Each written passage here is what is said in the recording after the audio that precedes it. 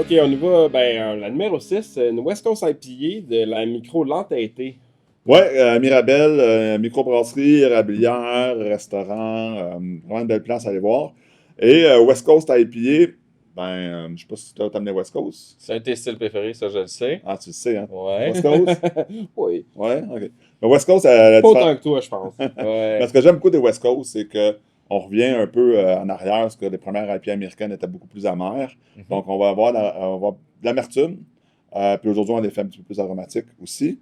Puis on va être sur des houblons un peu plus sur des terpènes là, du résineux. Là. Donc, OK. on doit s'attendre à un truc un peu plus résineux en bouche que tantôt.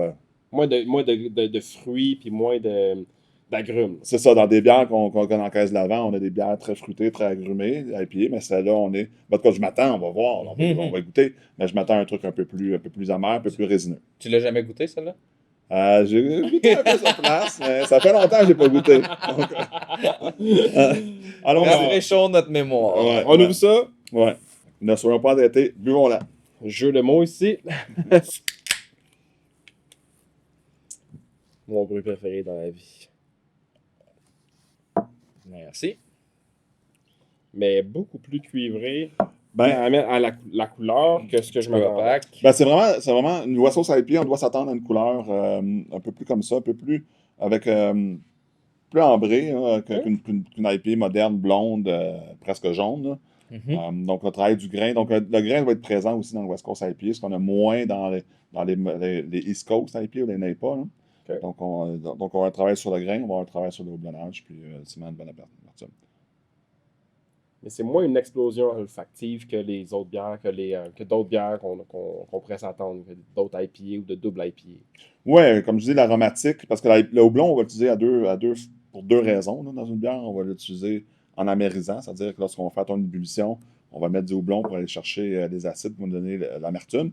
Puis on utilise aujourd'hui beaucoup le houblon en dry up. Hein, vous avez entendu Mhm. Des fameux DDH. les DDH et dry up, ou houblonnage à froid, houblonnage à cru en français. C'est-à-dire qu'on rajoute du houblon après, à plus basse température, pour aller chercher les aromatiques, le côté Ok. aromatique du houblon. Donc, de West Coast, on va travailler quand même beaucoup, beaucoup ton houblon au boil. Donc, on va s'entendre à West Coast à quelque chose d'amer. Fait que la différence, c'est dans les techniques, en fait. Il va y avoir quand même du dry up dans les West Coast modernes. Là. On va avoir du dry up, on va avoir l'aromatique qui va enrober l'expérience, mais l'amertume va venir aussi en compagnie d'expérience pour avoir un milieu de bouche puis une fin de bouche avec l'amertume du blanc. C'est pour ça que j'aime Beaucoup les plus West Coast. amer que les IPA et double IPA modernes, pas modernes, mais populaires du moment. Effectivement. Puis on a du houblon aussi. Souvent les houblons, c'est qu'on va l'utiliser, ça va être du houblon plus sur l'orange que les fruits exotiques. Là. On peut avoir du Simcoe. Je sais pas ce qu'on va utiliser, les autres, comme houblon. Là.